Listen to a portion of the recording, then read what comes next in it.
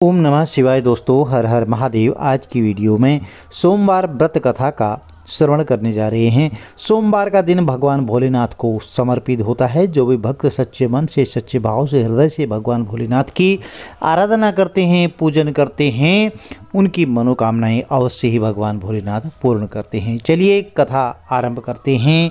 बोलिए गणपति गजानन महाराज की जय, शंकर भगवान की जय, बोलिए पार्वती मैया की जय। एक बहुत धनवान साहूकार था जिसके घर धन आदि किसी प्रकार की कभी कोई कमी नहीं थी, परंतु उसको एक दुख था कि उसके कोई पुत्र नहीं था, संतान नहीं थी। वह इसी चिंता में दिन रात रहता था।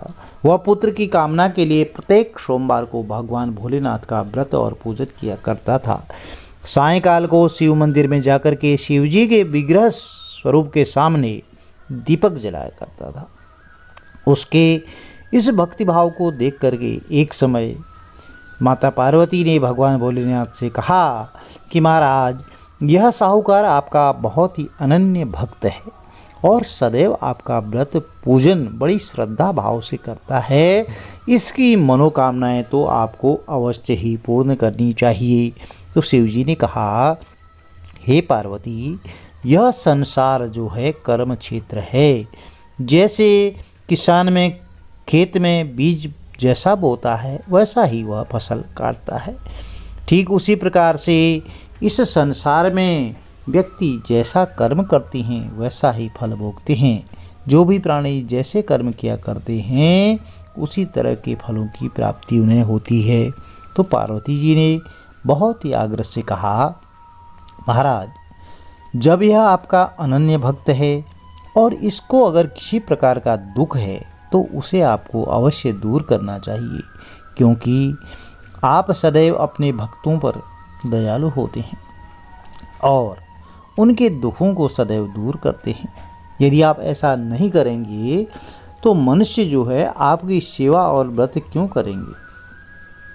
तो पार्वती जी के ऐसा आग्रह करने पर भगवान भोलेनाथ कहने लगे, हे पार्वती, इसके कोई पुत्र नहीं है, इसी चिंता में यह बहुत दुखी रहता है और इसके भाग्य में पुत्र न होने पर भी मैं इसको पुत्र की प्राप्ति का वर देता हूँ, परंतु यह पुत्र जो है केवल 12 वर्ष तक ही जीवित रहेगा। इसके पश्चात वह मृत्यु को प्राप्त हो जाएगा। इससे अधिक मैं और इसके लिए कुछ नहीं कर सकता, यानी कि अल्पायु होगी इस पुत्र की। तो यह सब बातें साहूकार सुन रहा था। इससे उसको न तो कुछ प्रसन्नता हुई और ना कोई दुख हुआ। वह पहले जैसा ही भगवान शिव की पूजा करता रहा। कुछ काल व्यतीत हो जाने पर साहूकार की स्त्री गर्भवती हुई और 10वें महीने में उसके गर्भ से अति सुंदर पुत्र की प्राप्ति हुई। तो साहूकार के घर में बहुत खुशी मनाई गई, परंतु साहूकार ने उसकी केवल 12 वर्ष की आयु जान करके कोई अधिक प्रसन्नता प्रकट नहीं की और ना ही किसी को भेद बताया। जब वह बालक 11 वर्ष का हो गया तो उस बालक की माता ने उसके पिता से विवाह आदि के लिए कहा। तो साहूकार कहने लगा कि अभी मैं इसका विवाह नहीं करूँगा, अपने पुत्र को काशी जी पढ़ने के लिए भेजूँगा। फिर साहूकार ने अपने साले यानी कि बालक के मामा को बुला करके उसको बहुत सारा धन देकर कहा, तुम इस बालक को काशी जी पढ़ने के लिए ले जाओ और रास्ते में जिस स्थान पर भी तुम जाओ रुको, वहाँ पर यज्ञ करते हुए जाना और ब्राह्मणों को भोजन कराते हुए जाना। और दोनों मामा भांजे यज्ञ कराते और ब्राह्मणों को भोजन कराते जा रहे थे। रास्ते में एक शहर पड़ा। उस शहर में राजा की कन्या का विवाह था और दूसरे राजा का लड़का जो विवाह कराने के लिए बारात लेकर आया था वह एक आंख से काना था। तो उसके पिता को इस बात की बड़ी चिंता थी कि कहीं वर को देख करके कन्या के माता पिता विवाह में किसी प्रकार की अड़चन पैदा न कर दें। इस कारण जब उसने अति सुंदर सेठ के लड़के को देखा तो मन में विचार किया कि क्यों न दरवाजे के समय इस लड़के से वर का काम चला लिया जाए। ऐसा विचार करके वर के पिता ने उस लड़के और मामा से बात की तो वे राजी हो गए। फिर उस लड़के को वर के कपड़े पहना करके और घोड़ी पर चढ़ा करके दरवाजे पर ले गए, द्वार पर। तो सब कार्य प्रसन्नता से पूर्ण हो गया। फिर वह वर के पिता ने सोचा कि यदि विवाह कार्य भी इसी लड़के से करा लिया जाए तो इसमें क्या बुराई है। ऐसा विचार करके उसने लड़के और उसके मामा से कहा कि यदि आप फेरों और कन्यादान के काम को भी करा दें तो आपकी बड़ी कृपा होगी, मैं इसके बदले में आपको बहुत सारा धन दूंगा। तो उन्होंने स्वीकार कर लिया और विवाह कार्य बहुत अच्छी तरह से संपन्न हो गया। परंतु जिस समय लड़का जाने लगा तो उसने राजकुमारी की चुनरी के पल्ले पर लिख दिया कि तुम्हारा विवाह तो मेरे साथ हुआ है, परंतु जिस राजकुमार के साथ तुम्हें भेजेंगी वह एक आंख से काना है और अब मैं काशी जी पढ़ने जा रहा हूँ। तो लड़के के जाने के बाद उस राजकुमारी ने जब अपनी चुनरी पर ऐसा लिखा हुआ पाया तो उसने राजकुमार के साथ जाने से मना कर दिया और कहा कि यह मेरा पति नहीं है, मेरा विवाह इसके साथ नहीं हुआ है, वह तो काशी जी पढ़ने गया है। तो राजकुमारी के माता पिता ने अपनी कन्या को विदा नहीं किया, बारात वापस चली गई। उधर सेठ का लड़का और उसका मामा काशी पहुंच गए। अब वहां जाकर उन्होंने यज्ञ करना और लड़के ने पढ़ना शुरू कर दिया। जब लड़के की आयु 12 साल की हो गई तो उस दिन उन्होंने एक यज्ञ रचा था। लड़के ने अपने मामा से कहा कि मामा जी, आज मेरी तबीयत कुछ ठीक नहीं है। तो मामा जी ने कहा अंदर जाकर सो जाओ। तो लड़का अंदर जाकर के सो गया और थोड़ी देर में उसके प्राण पखेरु निकल गए। जब उसके मामा ने आकर देखा तो वह मुर्दा पड़ा है। उसको बहुत बड़ा दुख हुआ और उसने सोचा कि अगर मैं अभी रोना पीटना मचा दूंगा तो यज्ञ का कार्य अधूरा रह जाएगा। इसलिए शोक को त्याग करके पहले उसने यज्ञ पूर्ण कराया और यज्ञ समाप्त करके ब्राह्मणों के जाने के बाद उसने रोना धोना शोक व्यक्त करना शुरू कर दी। संयोगवश उसी समय शिव पार्वती भी उधर से निकल रहे थे। जब उन्होंने जोर जोर से रोने की आवाज़ सुनी तो पार्वती जी कहने लगी, महाराज कोई दुखिया रो रहा है, इसके कष्ट को आप दूर कीजिए।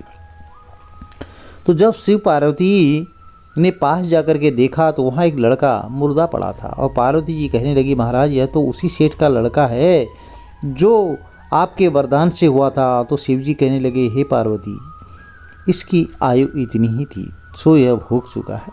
तो तब पार्वती ने कहा, हे महाराज, इस बालक को और आयु दो, नहीं तो इसके माता पिता तड़प तड़प कर मर जाएंगे। तो पार्वती जी के बार बार आग्रह करने पर भगवान भोलेनाथ ने उसको जीवन वरदान दिया और शिवजी महाराज की कृपा से लड़का पुनः जीवित हो गया। शिव और पार्वती कैलाश चले गए। तब वह लड़का और मामा उसी प्रकार यज्ञ करते, ब्राह्मणों को भोजन कराते, अपने घर की ओर चल पड़े।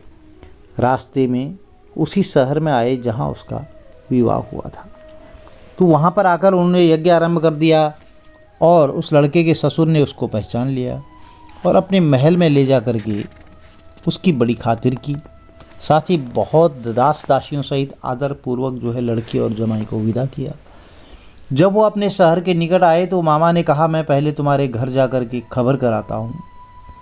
जब उस लड़के का मामा घर पहुँचा तो लड़के के माता पिता घर की छत पर बैठे थे और यह प्रण कर रखा था कि यदि हमारा पुत्र सकुशल लौट आया तो हम राजी खुशी नीचे आ जाएंगे, नहीं तो छत से गिरकर अपने प्राण त्याग देंगे। तो इतने में उस लड़के के मामा ने आकर यह समाचार दिया कि आपका पुत्र आ गया है और उनको विश्वास नहीं हुआ। तब उसके मामा ने शपथ पूर्वक कहा कि आपका पुत्र अपनी स्त्री के साथ बहुत सारा धन लेकर आया है। तो सेठ ने आनंद पूर्वक कहा कि आपका पुत्र अपनी स्त्री के साथ धन लेकर आया है। तो सेठ ने उसका बहुत ही स्वागत किया, बड़ी प्रसन्नता के साथ रहने लगी। इसी प्रकार से जो भी भक्त सच्चे मन से, सच्चे भाव से, हृदय से भगवान भोलेनाथ की पूजा करता है, सोमवार के व्रत को धारण करता है अथवा इस कथा को पढ़ता है, सुनता है, उसकी समस्त मनोकामनाएं भगवान भोलेनाथ अवश्य ही पूर्ण करते हैं। प्रिय भक्तजनों, यदि इस वीडियो में दी गई कथा आपको अच्छी लगी तो चैनल को लाइक कीजिए, शेयर कीजिए, सब्सक्राइब कीजिए, साथ में बेल आइकन अवश्य प्रेस कर दीजिए, जिससे कि आने वाली कथाओं की नोटिफिकेशन आपको ठीक समय पर मिलती रहे और भगवान भोलेनाथ का आशीर्वाद, गणपति गजानन महाराज का आशीर्वाद आपकी कुटुंब में सदैव बना रहे। हर हर महादेव। जय माता दी। आपका दिन शुभ हो।